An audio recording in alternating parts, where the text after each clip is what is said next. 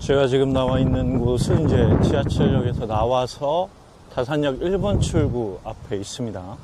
다산역은 8호선으로 앞서 말씀드린 것처럼 굉장히 사람들의 이목을 집중시키진 못하지만 개통되는 노선이나 지역이 어디냐에 따라서 그 필요와 효용성이 좀 전 다르다고 생각을 하거든요. 다산 신도시 입장에서 8호선은 아주 귀하고 가치가 높은 노선 중에 하나라고 볼 수가 있습니다. 왜 그러냐면 일단 제가 서 있는 곳이 진건지구인데 여기에서 교통편이라고는 자가나 버스를 이용해서 서울 인접 시군으로 접근할 수밖에 없고 여긴 궤도를 이용한 교통노선이 거의 없습니다. 그래서 그 자체가 귀하죠.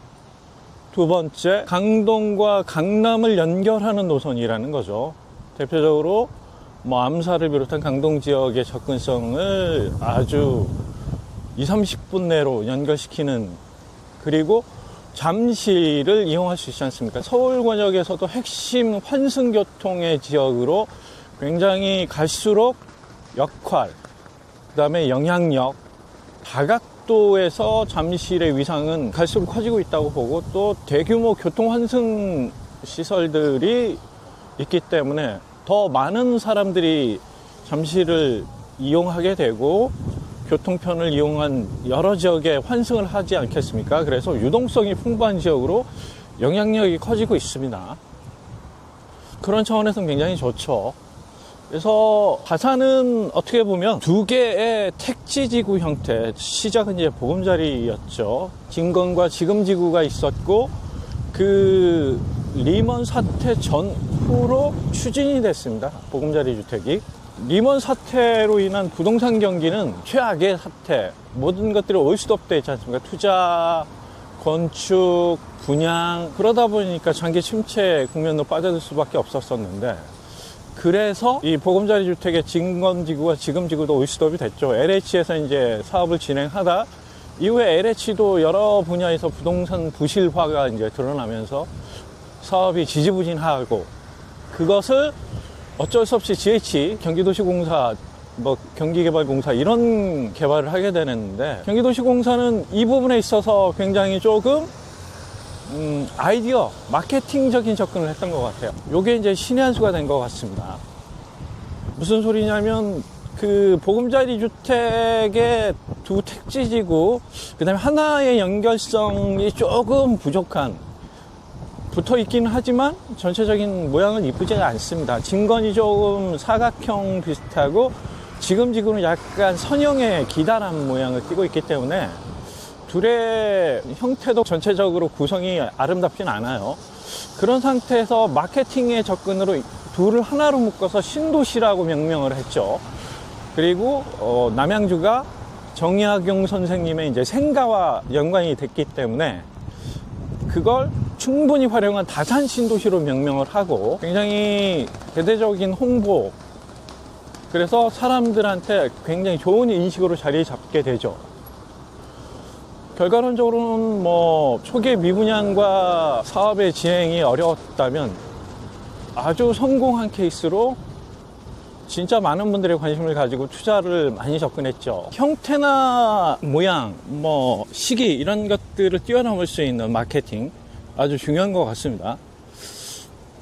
그래서 둘 중에 이제 진건과 지금지구 중에 메인은 아무래도 반듯한 모양의 진건지구가 되겠죠. 진건이 80만 평이 좀 넘고 지금지구가 60만 평이 좀 넘습니다. 그래서 둘을 합치면 140만 평이니까 나쁘진 않은데, 어쨌든 두 지역이 약간 일체성을 갖기보다는 전체적으로 길게 늘어져 있는 모양새이기 때문에 구성에서는 편의시설 배치, 그 다음에 여러 가지 연결성 이런 것들이 좀 떨어집니다. 그래서 메인은 진건의 다산이 될 수밖에 없고, 진건의 다산은 대중교통이 굉장히 열악하죠. 지금지구는 경의중앙선, 도농역이 연결돼 있고, 그래서 기본적인 조건들이 여기보다는 좀 낫다라고 얘기 드릴 수 있습니다. 그런 상태에서 8호선 연결, 대단하죠. 효과가 제가 보기에는 이제 집값이 4억에서 8억으로 갔던 것들, 이제 다른 지역들은 좀 폭락을 하는데 여기 제가 집값은 보지는 않았지만 크게 어려움이 없지 않을까 뭐 그런 생각도 들고요. 여기 상권 상가들은 참 안 좋았습니다. 오랜 시간. 그러다 보니까 공실도 많고 약간 초창기에 애를 먹었습니다.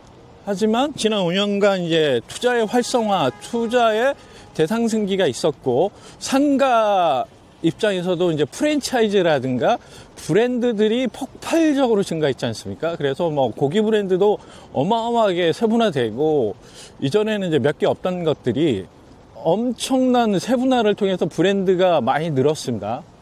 그러다 보니까 이제 많은 상가들을 채울 수 있는 구성이 다양해졌죠. 그리고 또 포토샵 같은 거, 요화정 같은 이런 디저트, 메가부터 시작해서 컴포즈 이런 것들의 저가 브랜드, 거기에 이제 파생되는 기존에 있던 것들도 중저가 시장이 뛰어들면서 중저가 브랜드만 해도 한 10개 꼽을 수 있고요. 그러니까 브랜드 하나가 히트하면 거기서 파생되는 브랜드들이 연쇄적으로 늘어나고 그러면서 상권들을 채우는 구성들이 굉장히 좋아졌어요. 그래서 여기도 마찬가지입니다. 어쨌든 진건지구로서는 초창기에 공실, 그 다음에 여러 가지 문제들이 있었지만 그 브랜드의 대폭발 시기에 맞춰서 공실이 급격히 감소했고 또 먹자, 식도락과 먹자가 유행했고 그런 것들이 아주 이 도시를 구성하고 채우는데 좋은 역할을 해줬던 것 같아요. 그래서 지금은 뭐 입 빠지듯이 공실이 좀 많지만 그렇게 공실이 많은 건 아닙니다. 임대료 같은 경우에 초창기에는 굉장히 공실이 많았고 그 다음에 교통도 안 좋았기 때문에 고전을 면치 못했다면 요즘에는 하루가 다르게 오르고 있어요. 하루가 다르게. 예를 들자면 뭐 분양 10평, 11평 그 분양의 임대료가 지금 340을 부르고 있답니다. 그러니까 평당 30이 넘는 거죠. 11평이니까 평당 30. 그래서 이전에는 솔직히 말하면 평당 1층 기준입니다. 1층 기준으로 평당 10만원에서 뭐 15만원 정도 이런 분위기였다면 지금 15에서 20, 그 다음에 신축은 25에서 30선에서 지금 얘기가 오고 가고 있고요. 8호선 개통 하나로 모든 게 변했습니다. 진건은 그 가운데 선영공원을 중심으로 양쪽으로 위아래로 이제 이렇게 나눠져 있죠. 남북으로 이제 갈라져 있고 한데 이게 아래쪽 주변이 전부 아파트 둘러싸여 있기 때문에 그래서 배후 조건들이 아주 좋습니다. 거기에 지하철역 하나만 있으면 금상첨화가 되는데 마침 이제 지하철역도 들어왔기 때문에 더할 나위 없이 좋은 조건들이 이제 갖춰진 거죠. 그래서 여기 지하철역이 플러스인지 마이너스인지 긍정인지 부정인지에 대해서 여러 가지 이야기들이 나올 수 있지만 여기 이제 30, 40대들이 분양을 많이 받았으니까 어린 친구들, 젊은 친구들은 잠실, 방위 목자나 이런 곳으로 유출될 가능성도 많이 있고요. 제가 실제 다산정에서 살펴보면 그런 것들의 현상들이 있는 것 같고 나이가 있는 분들 입장에서는 이 지역 안에서 이제 친구나 지인들을 부르기 편하게 돼요. 8호선으로 연결되니까 뭐 우리 집 근처에서 좀 볼까? 이런 약속을 잡는 것들에 대해서 번거롭거나 부담스럽지 않게 되죠. 그래서 그런 유입되는 효과도 있을 가능성이 높습니다. 그래서 그 두 개의 긍정과 부정이 있는데 여기가 아이들이 놀 만한 상권은 아니거든요. 특히 먹자 위주로 재편이 돼 있고 다양한 생활 편의 업종들, 학원, 병의원들, 식료품, 식음료, 분식, 간식, 그 다음에 시장을 볼 수 있는 종류, 거기에 이제 유흥들이 이제 일부 섞여 있죠. 유흥과 숙박이 아무래도 상권이 넓다 보니까 그건 기본적으로 원래 여기가 공장지대가 있던 지역이 있기 때문에 그런 시설들은 꼭 들어갈 수밖에 없죠. 그래서 기본 구성은 이제 생활업종과 먹자 위주이기 때문에 그래서 제가 보기에는 뭐 다른 상권하고 충돌하거나 그럴 개연성은 그렇게 많지 않고 독립적으로 이 상권이 성장하는데 크게 지하철 8호선이 방해가 되지는 않을 것 같고 아이들 위주로 조금 유출되는 효과에 대해서는 감소하거나 그 정도는 뭐 나쁘지 않다. 제가 보기엔 그렇습니다. 그리고 여기도 공실, 공터 이런 것들의 리스크가 조금 더 없어져 가고 이제 하나둘씩 들어찬 것 같아요. 저 보이는 오피스텔, 대시양 오피스텔 같은데 저것도 지어진 지 지금 얼마 안 돼서 지금 임차인 모집하고 있습니다. 그래서 공터로 이제 방치되던 많은 건물들이 하나둘씩 채워지고 있고 구성이 조금 많이 좋아진 것 같아요. 제가 이제 1년에 한 두세 번씩은 꼭 와보는 곳이거든요. 왜 그러냐면 교통편이 없는, 그 다음에 보금자리 주택으로 시작한 평범하지만 상가들은 많은 곳의 상권은 어떻게 형성돼 갈까, 어떻게 정상화돼 갈까, 상가가 적지 않기 때문에 그런 고민들을 좀 했던 것 같은데, 제가 우려했던 것보다는 공실이 빠르게 좀 해소가 됐고, 또 공실이 해소될 만하면 또 공실이 느는 이유가 뭔지 아세요? 신축이 들어선다는 거죠. 그 다음에 여기는 이제 오피스텔이라든가 주상복합의 오피스텔형들, 조금 중대형이죠. 이런 아파트로 쓰일 만한 오피스텔과 소형의 오피스텔들의 건물들이 되게 많습니다. 그래서 그 부분에 이제 1, 2, 3, 4층 상가들이 또 있지 않습니까? 그런 데들은 분양가나 임대료가 높기 때문에 어쩔 수 없이 공실로 조금 장기간 방치되는 것들이 있었는데, 거기도 뭐 요즘에 보면은 조금 채워지니까, 예를 들자면 뭐 자동차 대리점, 스타벅스, 의류 큰 것들이 들어오면 어때요? 그런 것들을 채우는데 큰 어려움이 없겠죠. 그래서 여기가 좀 항아리형이라고, 8호선이 없었을 때는 독립적으로 항아리 형태를 좀 띠고 있었어요. 물론 이 진건지구 안에는, 여기는 이제 주택과 생활형 상권이지만 저 아래쪽으로 내려가면 현대 아울렛이 있습니다. 현대 아울렛과 지식산업센터들도 좀 다수가 포진되어 있기 때문에 뭐 그런 것들을 살펴보면 구성이 그렇게 나쁘진 않죠. 그러니까 직주 근접의 업무 지역에 일자리도 있고, 그래도 대형 현대 아울렛이라는 대규모 쇼핑 시설도 있고, 그래서 이 안에서 좀 자체적으로 해결할 수 있는 것들의 구성은 어느 정도 갖췄다라고 보여지죠.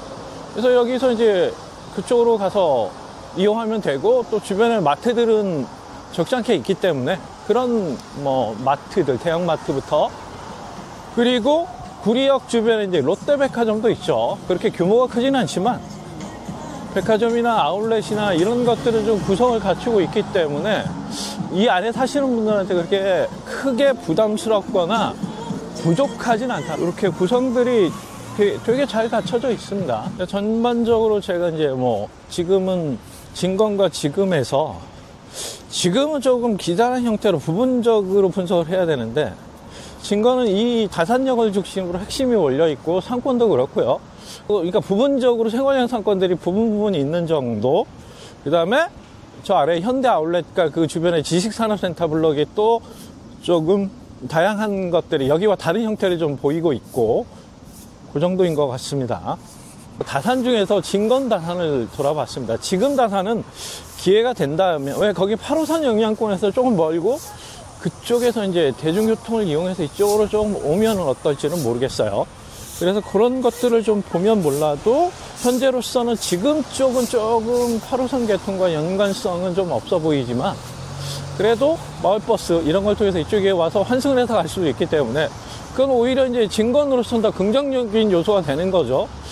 마지막으로 하나 더 이야기를 해야 되겠습니다. 이 진건, 다산 진건의 북쪽으로 끄트머리에 왕숙이 1, 2가 있는데 1지구 이제 대규모의 왕숙지구 위쪽으로 이제 연결이 되기 때문에 그 왕숙이 완성이 되면 다산과 일체성을 좀 가질 정도로 이어져 있습니다.